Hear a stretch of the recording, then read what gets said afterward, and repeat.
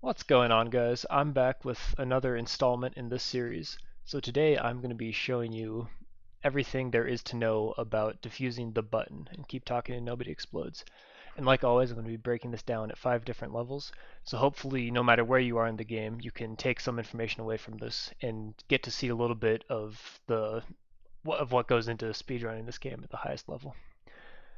So first of all, if you've never played the game before, we want to talk about what does the button look like, and then what general steps you need to take to solve it. So once the lights come up here, this is what the button looks like. You're going to get a big button. What a shock.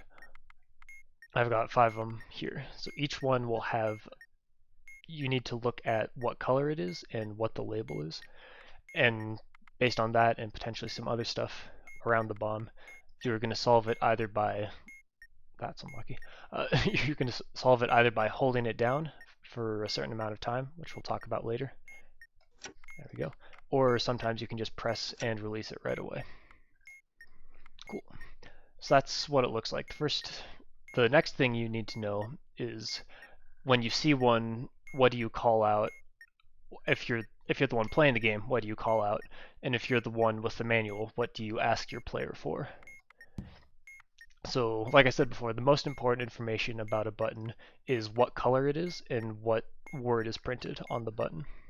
So those are the first 2 things you should call out right away if you're playing. The other things that it can potentially depend on, if you look around the bomb, you'll need to know the number of batteries. We've got 2 of them here, and looks like that's it. As well as there's a couple cases where a lit indicator can matter, although as we're going to discuss later in the video, it's actually not very important to look for those past a certain point. Great. So that's pretty much everything you need to know if you're playing the game casually. If you want to get more serious with it, the first thing to learn is what the different colors mean when you're holding it down. So again, those are printed at the bottom of the page in the manual. If we pull this thing up. So it's got this series of steps that I'll go through here in a second.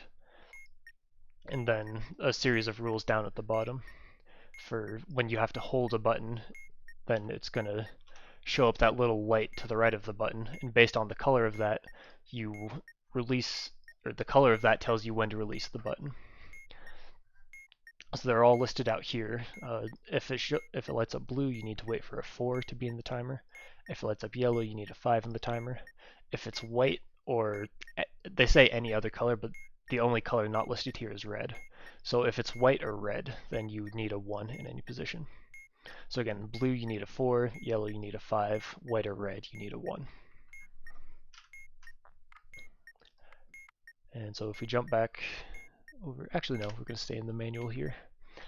The nice thing about these first couple modules is that there's not a whole lot to them. So all there's really left to talk about is these steps. And if you've played the game casually a decent amount, you've probably worked through these a bunch and have suffered through them a lot. So what I'm about to show you will hopefully make your life a hell of a lot easier.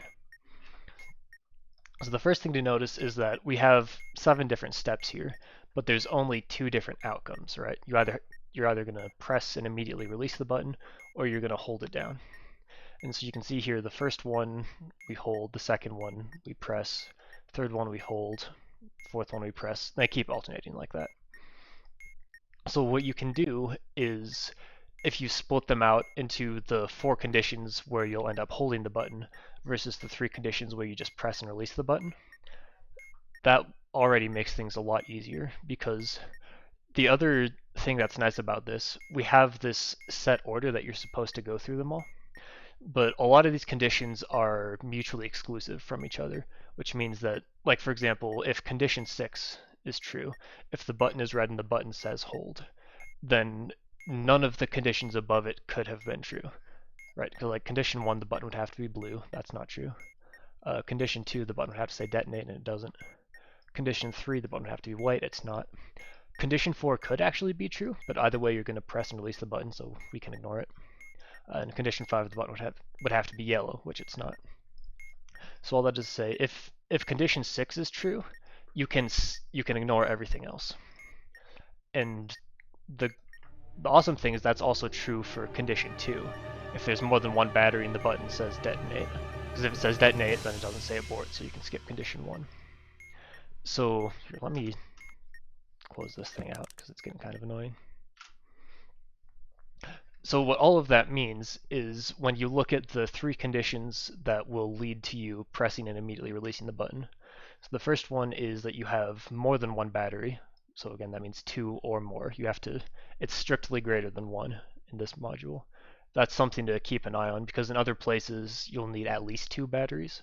This one it says more than 1 or more than 2. So it's a exclusive inequality, I guess. A strict inequality is the word for that. But the point is, if you have 2 or more batteries, is the way I remember it, and the button says detonate, then that's one of the situations where you'll press and immediately release. If the button's red and says hold, that's one that you'll press and immediately release. If there's 3 or more batteries and there's a lit indicator FRK, that'll be the only other situation where you press and immediately release. So anything that's not one of those 3 cases, you're going to hold, which means that you don't really even need to check those other 4 cases. The last thing that is important to notice is that this condition about having a lit indicator with the label FRK almost never happens. I don't have an exact number for it, but I would bet it's less than 5% of bombs will spawn with that on. So the way I do buttons and the way that pretty much every other speedrunner does buttons is you check condition 6 if it's red and it says hold. That's super easy you just look at it and you see. If not, if it says detonate, you have to check batteries, and if you have enough batteries, then you're going to press. If both of those failed, so it wasn't a red hold button and it wasn't a detonate button with enough batteries, then you're going to hold it down. So there's 7 conditions here that are listed, but when you're speedrunning, you actually only check 2 of them, and you even do them in reverse order, because you do condition 6, and then condition 2, and then you just skip straight to condition 7, essentially, and you hold it down. So, and again, that's not completely foolproof, because there is the FRK condition that can cause you to, or that can be a reason you have to press and immediately release a button, but that will almost never come up. And if it does, generally that just means you took a strike and it's no big deal.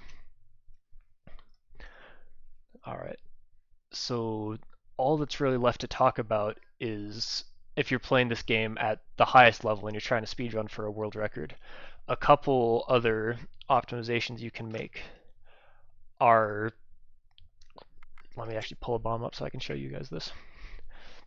But if you get stuck having to hold a button down, which obviously you don't want to do, and especially if you get bad RNG on it.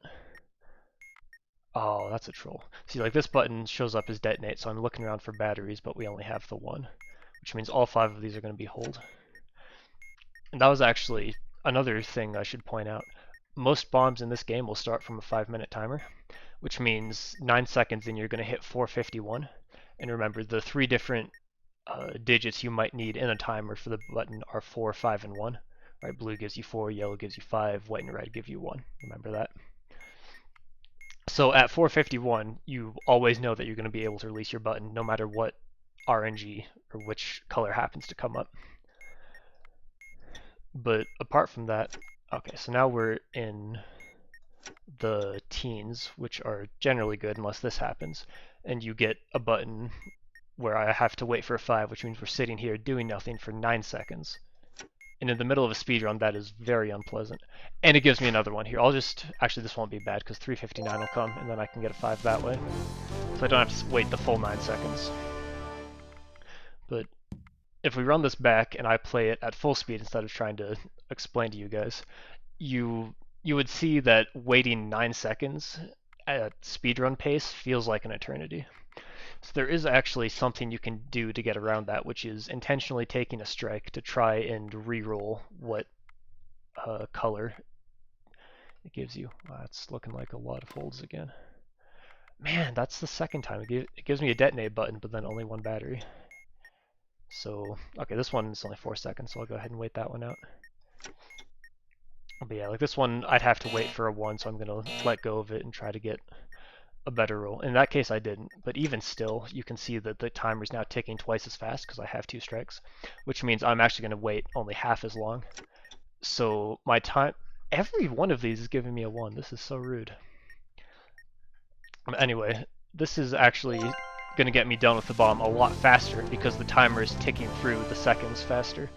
Even though in a speedrun, or just like generally playing the game, all you really care about is your real world time, like how many seconds it took me to defuse the bomb, not how quickly the counter, or not how far the bomb's counter goes down.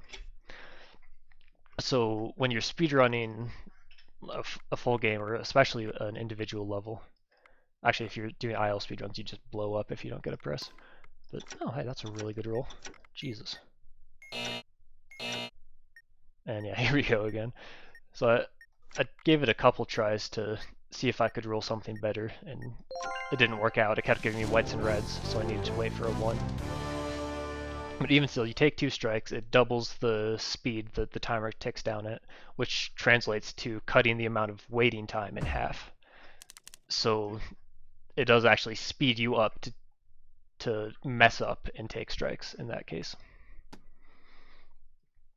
So yeah, that is a important, pretty common feature in the early parts of any speedrun. Like when you're playing, the first bomb will have a button on it. Double your money will have 2 buttons on it no matter what. So unless you get really lucky and you come up with a double press, that's could be a 4 or a 1. Okay, that could be one of these 2. All right, so those are both going to be hold. If I hold that, oh, that was just a fat finger. Whoops. Okay, so that one I kind of shot myself in the foot there because I fat fingered, which ate up my second strike. So then I was too slow to get this button done in time. So I kind of defeated my own point there.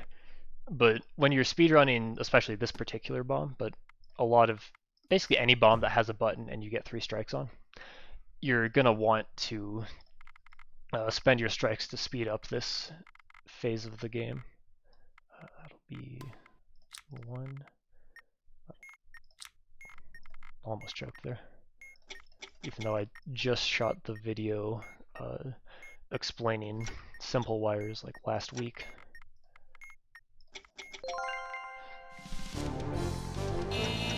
And then that one, the weights were too short for me to really want to mess around with taking strikes. I'm trying to get a good example of it, but the game's just not cooperating right now. That's just the way it goes sometimes. Alright, here we go. So yeah, that's more like it. Sweet. So yeah, if I'd waited here with that first one, because it came up white or red, I think it was asking me for a 1 is the point. So I would have had to wait almost like 8 or 9 seconds just holding that first button down until it ticked down to 451. But because I took the strike and then got a luckier roll, and then I did the same thing with the second button, I was able to finish both of them before I finished both of them in the whole bomb before the timer actually made it to 451.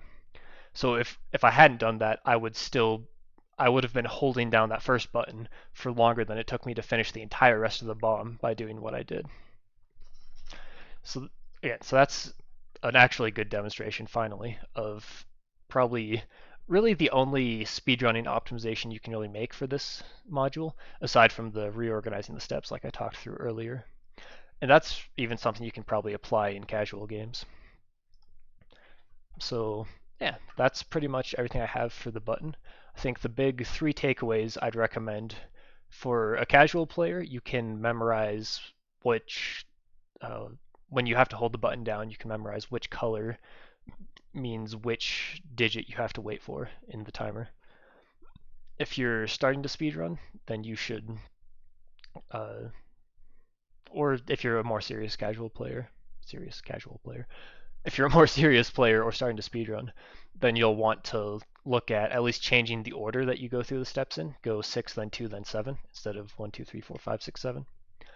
If you really want to be particular, you can go 6, 2, 1, 4, 7 to make sure you don't miss the FRK condition, because that's number 4. If you're Or if you're in a bomb where you only have one strike and you want to make sure you don't mess it up, then you'll need to check condition 4, but you'll also need to check condition 1 before you check condition 4. Because it's possible to have a button that's blue and says abort, while there's also more than 2 batteries on the bomb and a lit FRK indicator.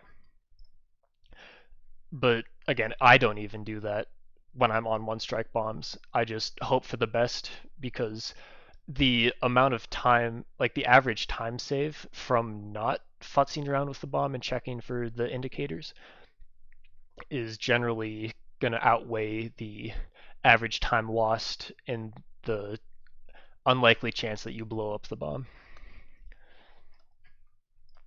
So all that is to say, for serious players who are starting to speedrun, I would recommend going through condition 6, then condition 2, and then you just jump straight to condition 7. And that's way faster than trying to go 1, 2, 3, 4, 5, 6, 7. And then finally, if you're actually starting to speedrun and you're looking for ways to shave seconds, then start intentionally taking strikes if you get a bad rule when you have to hold a button down, because that'll speed up your timer and let you finish the button faster and get on to the rest of the modules. All right, and that's all I have for this, so hopefully you guys enjoyed that. If you did, like, comment, subscribe, all the typical stuff that everyone talks about. Awesome. Thank you guys so much for watching. Have a great day.